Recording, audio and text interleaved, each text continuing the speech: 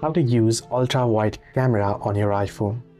Hello everyone, welcome back into the channel. In this video today, I'll guide you through the steps on how you can use ultra-wide camera on iPhone. Well, the process is simple and easy, so let me guide it through. In order to use ultra-wide camera on iPhone, you can simply open up your camera and head into the photo section, and here you can see 0.5 and 1x. You want to switch to 0.5x, which means this is in ultra-wide angle mode now.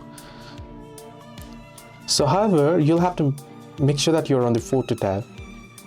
You can do it on the video, the normal video as well, but you won't be able to do it here on the cinematic video or slow-mo or also portrait mode. You won't be able to do so on portrait mode as well. So you can use the ultra-wide camera easily on the normal photo.